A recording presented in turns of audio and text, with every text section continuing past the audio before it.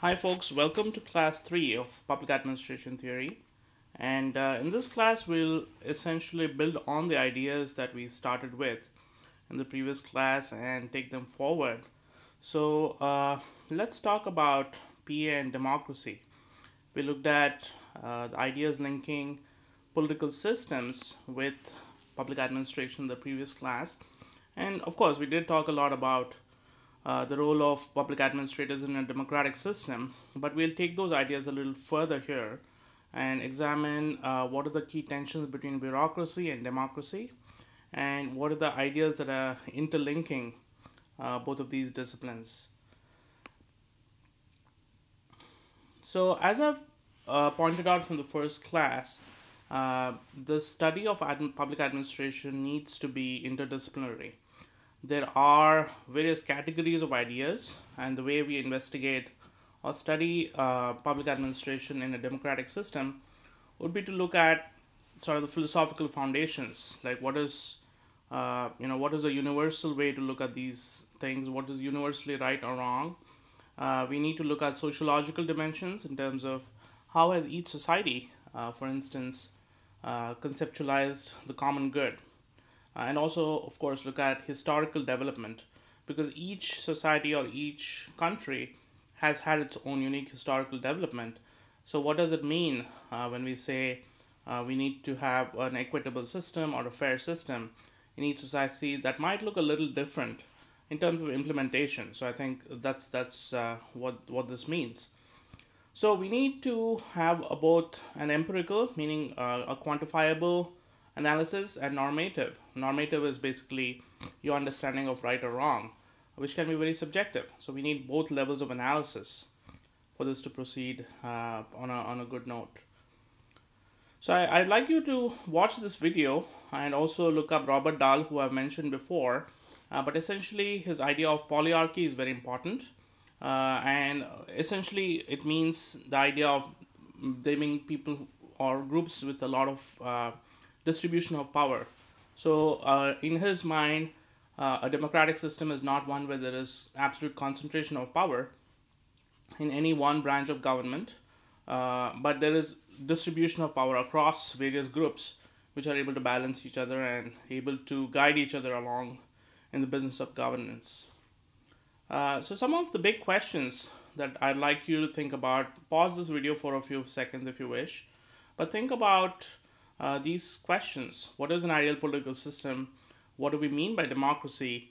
And what are the big questions in public administration and democracy? These are some things that we'll grapple with through the readings and through some of the other ideas that we'll cover. Another very important scholar and somebody who you should look up, Larry Diamond. He's a scholar at Stanford University, very influential in democratic theory. He has written a lot of articles, couple of books. Google him, and to begin with, you can even start by watching this video where he talks about democratic deficit, governance, and corruption. And of course, there are critiques of his work in the sense that people have looked at some of the short findings in his work, because corruption is often used as a yardstick to measure other societies, where sometimes we don't talk about corruption in the US itself. So, in that sense, it's something that needs to be, examined with a critical eye. However, his work is important. I think it's important to see what he has to say and gather his insights and use them for understanding the system that we live in. This article, The Science of Muddling Through, I think is an important piece. Again, the crux of this piece is essentially that policy making does not happen linearly. So he's basically uses the idea of the successive limited comparisons, meaning that the way you solve a complex problem is through coming up with a solution, going back to see if it works, and then making adjustments as you move along. So again, he says in the field of policy making, there is little reliance on theory. So there is more a practical application that needs to be implemented, and then you learn from those processes. So it's a pretty complex, short, but important piece. I hope you guys enjoyed reading this. Again, linked to his key point is that evaluation and empirical analysis are intertwined and they happen almost simultaneously or one after the other. So think about this question that I posed to you. Lynn Balm suggests that theory is not helpful because it is greedy for facts. Do you agree? I mean, what does he mean by being greedy for facts? And how much data do you think public administrators have in making decisions? So think of a particular agency that you might be involved in, or an agency that today might have certain complex problems to deal with. Think of examples and think of what kinds of data is available, and ask around. If you don't work in an agency, ask around to see if you have friends who work there, what kinds of problems do they have, what kind of data is available to them, and how do they overcome these challenges. Another reading which I think talks a little about how do outcomes, how are they measured? Like, how do you measure these things in the federal government? One of the bigger problems in federal government is that you cannot effectively measure performance over a short period of time, because the work of federal agencies in particular is long term, right? So your effectiveness measures should also be for a longer period of time, and also the metrics used sometimes may not be the perfect. So that's one big challenge in performance measurement in the federal budgeting process and even evaluation processes. So Riker's reading, which I think is interesting, is again, how do you connect social change and theory of democracy?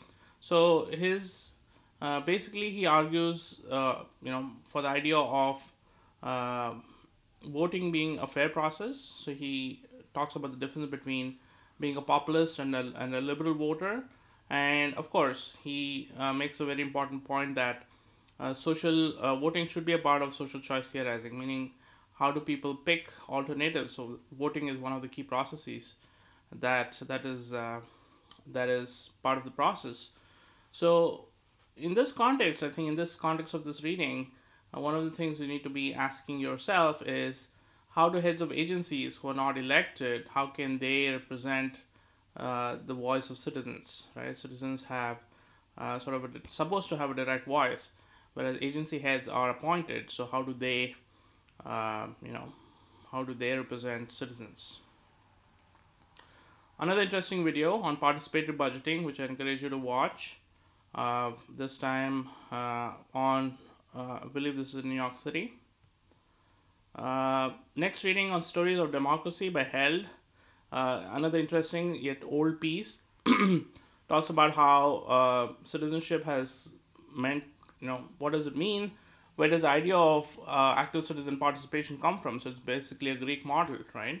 In the sense, we have borrowed a lot of the ideas of Greek democracy and refined it and sort of built upon the representative models. And we have sort of had important thinkers in the Western tradition people like Hobbes, John Locke, Rousseau, and others who dealt with issues of democracy and representativeness and things like that. So interesting reading again. So in the sense, if you look at how representative democracy has come to become the model in the world, it's really through a process of evolution, right? Evolution over centuries. So it's not something that has happened in a short period of time. So that's the key driving point here, I think, that he tries to make. And he says that it allows for a more participatory system, in the sense it allows for minorities, for women and others to participate. And hence it's become one of the favorite models. So think of this question which I posed to you. He suggests that liberalism can be in tension with democracy. Can you think of a few scenarios how this might play out? So what does liberalism mean in this context? Think of that. Think of the tensions that you may have observed, even in today's society that we live in, today's America, for instance, and make a list of a few things and how do you think it can be addressed. Another short video for you guys, this time from India. So basically shows you how this non-profit started by a non-resident Indian has become a model for participatory engagement and participatory budgeting. So I hope you enjoyed this short video and the readings as well. I look forward to discussing these with you in person or online. Thank you.